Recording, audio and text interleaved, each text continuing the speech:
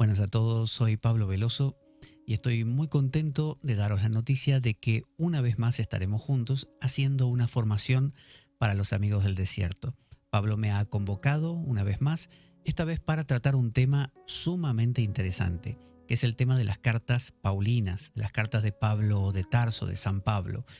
Estas cartas uno preguntaría, bueno, ¿por qué son tan importantes si están los evangelios? Bueno, los evangelios vienen históricamente después que las cartas paulinas. Las cartas aparecen primero y dan en su simpleza y en su frescura una profundidad tan grande que podríamos decir que la doctrina del mundo cristiano se construyó con estas cartas. Y a diferencia de los evangelios que son tan dados, es decir, con tantas imágenes y con tantos acontecimientos, las cartas paulinas son más escuetas. Y Pablo dice y no dice al mismo tiempo. Por esa misma razón se han dado tantas interpretaciones a lo largo de la historia y a veces muy contradictorias. Algunos dicen Pablo quiso decir tal cosa, otros dicen no, dijo lo contrario. Entonces, me gustaría que abordásemos este estudio bajo 5 perspectivas, 2 de las cuales las tocaremos de una manera muy somera, muy sencilla, y estas son las histórico-doctrinales, ¿no? Porque la historia de cada una de las cartas, ya conocemos que son cartas a distintas iglesias, carta a los Corintios, carta a los Tesalonicenses, carta a los Efesios y demás. Cada una de estas tienen un contexto histórico. Entonces aprenderemos de manera somera, para que no nos ocupe mucho tiempo, por qué Pablo escribía a esa iglesia, en qué circunstancias estaba, qué problemas tenían. Una vez que sepamos eso, que es nuestra base, nos vamos a meter de nuevo de una manera somera con la parte doctrinal. La parte doctrinal es las doctrinas que la iglesia sostiene a partir de las cartas de Pablo. Pablo, cuando lo vemos así a primera instancia, es un legalista. Es alguien que nos va a hablar de lo que hay que hacer, lo que no hay que hacer, de que esto es esto y aquello es aquello. Esa es la parte doctrinal.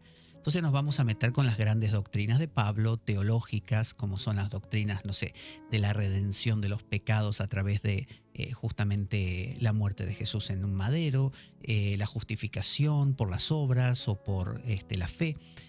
Todas esas cosas las trataremos también de manera ligera para poder meternos más de lleno en los 3 siguientes puntos, que son la parte mítica, y cuando hablamos de mítico no nos referimos necesariamente a los mitos griegos, sino a algo que los estudiosos bíblicos llaman los tipos, ¿no?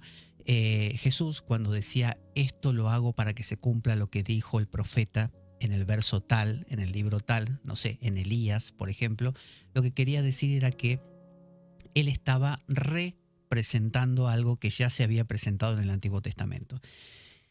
Pablo entonces también va a tener este componente porque va a recoger muchos de estos tipos del Antiguo Testamento y los va a traer en su doctrina, en su expresión. Así que eso lo vamos a ver también. Pero todavía en eso no nos vamos a meter tanto tampoco. En los 2 puntos últimos de los 5, en los que sí nos vamos a meter y mucho, es en lo alegórico filosófico. ¿Qué significa una alegoría? Bueno, una alegoría es tomar algo concreto y darle un vuelo, una interpretación. Decir, acá lo que quiso decir Pablo es, ¿no?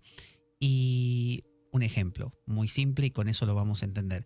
Cuando Pablo dice que las mujeres no pueden hablar en público a menos que su marido les dé permiso, o que deben usar un velo en su cabeza y no quitárselo. A simple vista, de manera legalista, estamos hablando de una ley que él impone y que hay que cumplirla. Una cosa moral. Sin embargo, cuando lo miramos de manera alegórica, vamos a entender que cuando él habla de la mujer, está hablando en lenguaje cotidiano nuestro de la mente. Y cuando él habla del hombre, está hablando del espíritu, ¿no?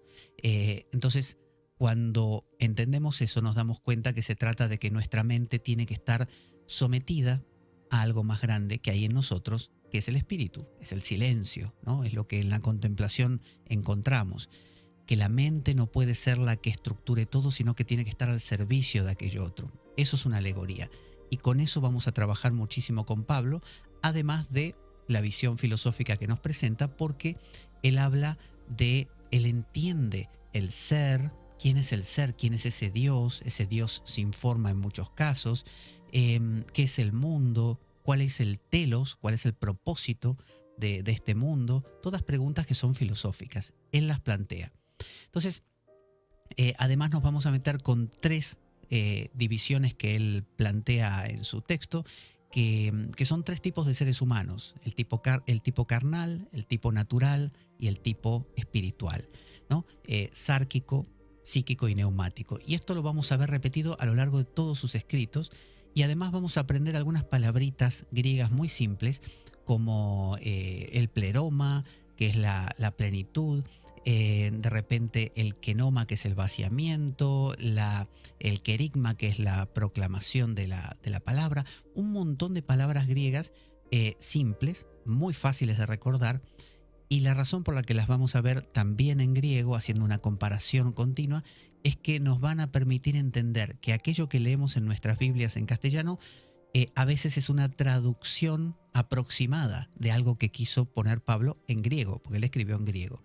Entonces, lo que vamos a hacer es generar una especie de red, ¿no? de parrilla que podemos superponer a todo escrito de Pablo, una vez que conocemos estas claves, estos elementos que se repiten una y otra vez, y ahí entenderemos todo lo que él dice detrás de lo que está aparentemente diciendo. Entonces, lo vamos a leer en clave contemplativa, en clave mística, ¿no? En clave profunda. Ya lo aprendimos cuando hicimos la formación anterior, que es la historia de los místicos, las voces del desierto, donde vimos justamente que hablábamos de que los místicos siempre juegan con esta reinterpretación de lo que otros, los que no son místicos, lo toman como literal. Entonces nosotros vamos a hacer lo mismo, pero con las cartas paulinas, que es algo que no se ha hecho frecuentemente. Es muy raro encontrar un trabajo en esta dirección. La mayoría de las veces se toman los evangelios para esto porque se prestan más. Las cartas paulinas son más escuetas. Pero ¿en qué nos va a venir bien o para qué nos va a servir este estudio? Bueno, luego cuando abramos nuestra Biblia, en vez de hacer como quizás hacemos siempre, que esquivamos las cartas paulinas y nos vamos directo a los evangelios, bueno, ahora sí vamos a ir a las cartas paulinas, porque vamos a saber de lo que está hablando Pablo y lo vamos a escuchar hablar en nuestra propia clave, en una clave contemplativa, y ya no lo vamos a rechazar por sonar muy, muy plano, ¿no? Eso es lo que vamos a hacer en este estudio. Así que espero que os guste, los invito a todos. No os preocupéis por capacidades intelectuales y saber mucho o poco, porque ya habéis visto en los cursos anteriores que lo hablamos todo de una manera muy accesible, se pueden hacer preguntas, así que va a resultar un estudio muy revelador que va a cambiar nuestra manera de entender las cosas. Y si entendemos que Pablo es el origen del cristianismo porque él sentó las bases, qué mejor que ir a él. Así que bueno, ahí está, vamos a estudiar a Pablo por gracia de Pablo Dors en este caso, y el que lo va a dar también es Pablo, así que tenemos Pablo por demás. Los espero a todos cuando se dé la fecha de comienzo ya para este ciclo, y la vamos a pasar súper bien conociendo cada una de las cartas paulinas. Hasta pronto.